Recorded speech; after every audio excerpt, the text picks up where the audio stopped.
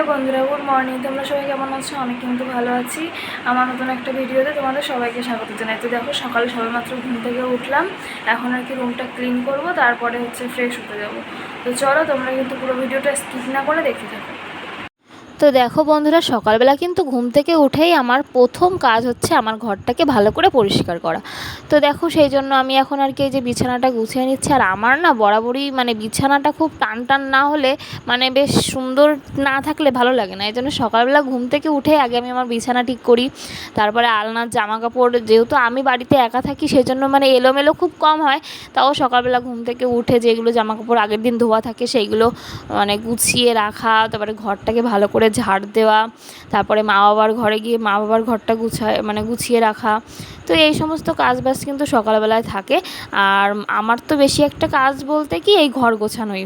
আর রান্নাবান্না যা কাজ সেগুলো তো মাই করে। মায়ের শরীরটা একটু খারাপ, সেই জন্যই আজকে যাই হোক আমার একটু রান্নাবান্না করতে হবে। তাছাড়া কিন্তু রান্নাবান্না আমি শখেই করি বলতে পারো। আমি কিন্তু ওই মোটামুটি যখন একটু মাংস হয় বা অন্য কিছু হয়, তোমাদের দাদাভাই যখন বাড়িতে আসে যে আমি এটা খাবো ওটা খাবো, তো এইগুলো মোটামুটি আমি করি। তাছাড়া কিন্তু সব মাই করে। তো দেখো বন্ধুরা, আমি কিন্তু সবেমাত্র ফ্রেশ হয়ে ঘরে এলাম। এখন আর কি ওই 7:30 বেজে গেছে। তো চলো আগে সকালে রান্নাটা বসাই, তারপরে সারাদিন কী করি না করি সেটাই তোমাদের সঙ্গে শেয়ার করবো। তো এই দেখো বন্ধুরা, আমি কিন্তু চালটা ধুয়ে এনে আর কি এই যে বসিয়ে দিয়েছি। আর আমি না প্রথমে ভেবেছিলাম শুধু আলু সেদ্ধ ডিম সেদ্ধ দিয়ে ভাত করব। তো তারপরে ভাবলাম যে না, শুধু সেদ্ধ ভাত করব না, মায়ের তো শরীরটা খারাপ, সেদ্ধ ভাত খেতে ইচ্ছা করবে কি না করবে।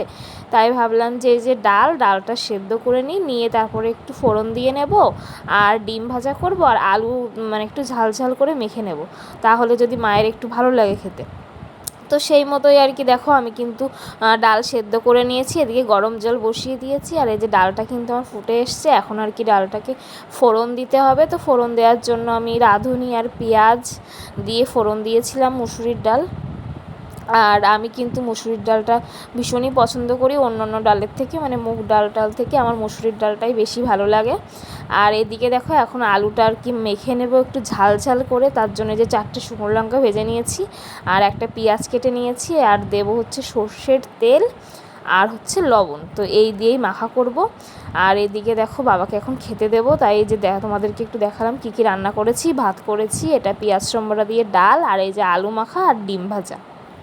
তো দেখো বন্ধুরা, সবেমাত্র ঘরে এলাম। আর সকালবেলা তো দেখালাম কী কী রান্না করেছিলাম, সব খাওয়া দাওয়া হলো, সেগুলো সব ধুয়ে ঘরে রেখে তারপরে একটু ওই ঘরে বসেছিলাম। মায়ের আবার শরীরটা একটু খারাপ।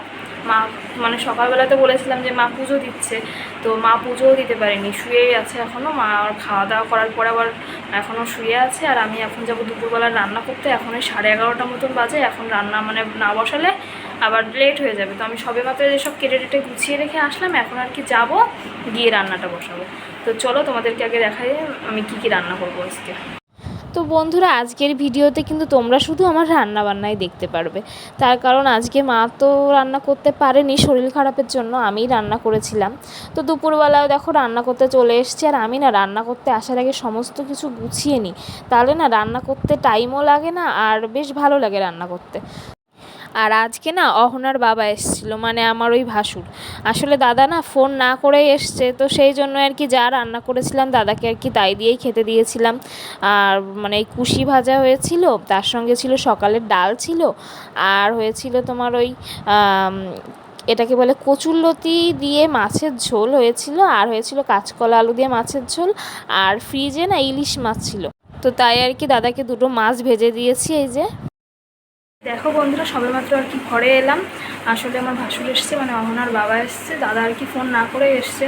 তো তাড়াহুড়ো করে রান্না করলাম, রান্না করে দাদাকে যে খেতে দিলাম। দাদা সবেমাত্র খেয়ে উঠলো, দাদা এখনই বেরিয়ে যাবে।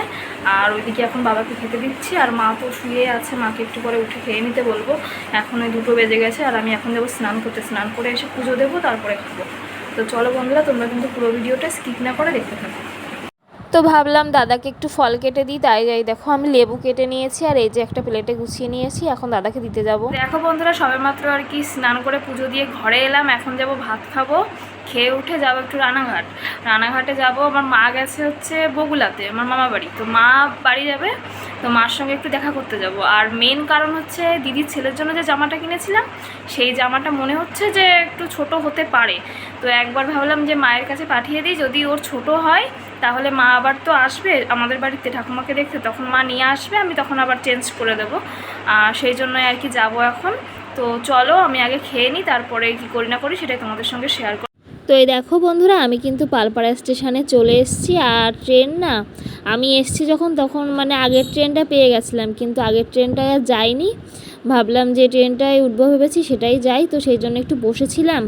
আর তারপরে এই যে এখন ট্রেন ঢুকছে, আর আমি না বুঝতে পারিনি নবগী ট্রেন ছিল, মানে আমি দাঁড়িয়েছিলাম যেখানে আমাকে বেশ একটু দৌড়ে গিয়ে ট্রেনে উঠতে হয়েছিল। তো যাই হোক, ট্রেনে এই যে ঢুকে গেছে দেখো ট্রেন, আমি এবার উঠবো ট্রেনে। তো চলো আগে যাই, মায়ের সঙ্গে দেখা করে আসি। তো আজকে যেহেতু গোপাল পুজো, সেই জন্য দেখো মৌলিদের বাড়িতে পুজো হয়েছে, আর দিদিভাই যে কত রকমের প্রসাদ দিয়ে গেছে। তো এই যে এখন সবাইকে প্রসাদ দেবো আর নিজেও খাবো, আর এটা হচ্ছে আমার আর একটা ভাসুরের বাড়ির প্রসাদ। তো দেখো বন্ধুরা, আমি কিন্তু রানাঘাট থেকে বাড়ি চলে এসেছি অনেকক্ষণ। আর রানাঘাটে যখন গেছিলাম না, তোমাদেরকে তো দেখালাম পালপাড়ায় গিয়ে যে ট্রেন ঢুকছে, আর ট্রেনে ভিড় ছিল না। তারপরে ভাবলাম যে রানাঘাটে গিয়ে তোমাদেরকে দেখাবো, মায়ের সঙ্গে যখন দেখা হবে। কিন্তু রানাঘাটে গিয়ে নেমেছি, নামান পরে একটু সময় বসেছিলাম, তারপরে মা চলে এসছে। তো মা এসছে আর ওইদিকে বনগাঁ ট্রেন ছেড়ে দিচ্ছে। আমরা তো ভেবেছিলাম ওই ট্রেনটা পাবে না, পরের ট্রেনটায় যাবে। তো ওই ট্রেনটা মানে একটু লেট ছিল বলে মা ওই ট্রেনটায় উঠে গেছে। আর মা যে ট্রেনটায় এসেছিলো ইয়েতে থেকে, সেই ট্রেনটা আবার একটু রানাঘাটে দাঁড়িয়েছিল বলে আমি পেয়ে গেছি। তো যাই হোক, ওইভাবে তো আসলাম, এসে পালপাড়াতে নেমেছি, আর সে বীভৎস বৃষ্টি হচ্ছে, মানে আমি যে একটু ভিডিও করব সেটা টাইমই পাইনি। তো তারপরে তো আজকে আবার গেছিলাম একটু শাড়ি পরে, তার কারণ আমাদের মানে স্টেশনের পাশে এক জায়গাতে জন্মাষ্টমী নেমন্তন্ন ছিল। তো মা বলেছিল যে তোমার বাবা এখান থেকে চলে যাবে, তুমি তাহলে ওইখান থেকে একবার ওখানে নেমে প্রসাদ নিয়ে চলে এসো।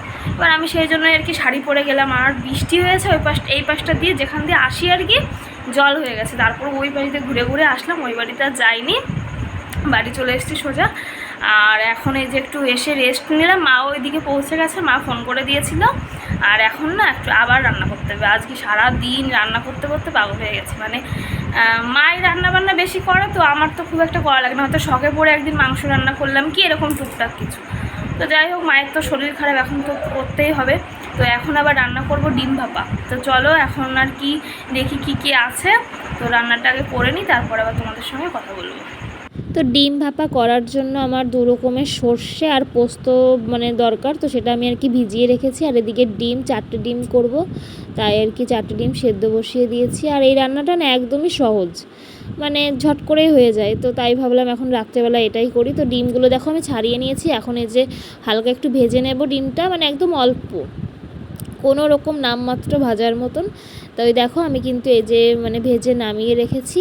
আর এদিকে এই যে নারকেল কোড়া, একটু লবণ, একটু হলুদ, আর 2 রকমের যে সর্ষে পোস্ত ভিজিয়ে রেখেছিলাম সেটাই, আর কাঁচা লঙ্কা, এটা দিয়ে আর কি একটা মিহি পেস্ট করে নিতে হবে। তো এই দেখো আমি কিন্তু পেস্ট করে এই যে ডিমের ভিতরে দিয়ে দিয়েছি। আর এর ভিতরে এখন দেব লবণ আর একটু হলুদ দেব, মানে সব পরিমাণ মতন। আর দেব হচ্ছে কাঁচা সর্ষের তেল। আর সর্ষের তেলের পরিমাপটা না একটু বেশি দিতে হবে, তাহলে একটু ঝাঁঝ ঝাঁঝ লাগবে আর খেতেও ভালো লাগবে। তো যাই হোক, এবার দেবো একটু সর্ষের তেল। তো এবার সর্ষের তেলটা দিয়ে ভালো করে এটাকে মানে মিশিয়ে নিতে হবে।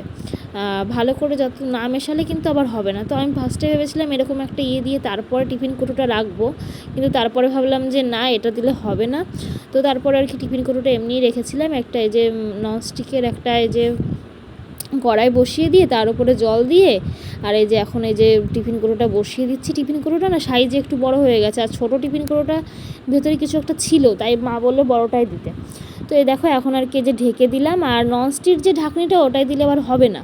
তো এই দেখো আমি কিন্তু এই যে মানে নামিয়ে নিয়ে এসেছি। আর কাঁচা লঙ্কাটা যখন দিয়েছিলাম তোমাদেরকে দেখানো হয়নি।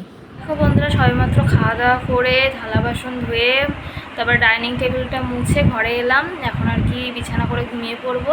তো চলো বন্ধুরা, আজকের ভিডিওটাকে এখানেই শেষ করছি। যদি কিছু ভালো লেগে থাকে তাহলে অবশ্যই লাইক, কমেন্ট, শেয়ার, এবং আমার চ্যানেলটিতে নতুন হয়ে থাকলে সাবস্ক্রাইব করে বেল আইকনটি প্রেস করে রাখবে, যাতে আমার দেওয়া ভিডিওগুলো নোটিফিকেশান সবার আগে তোমাদের কাছে পৌঁছায়। তো আজকের মতন টাটা, গুড নাইট।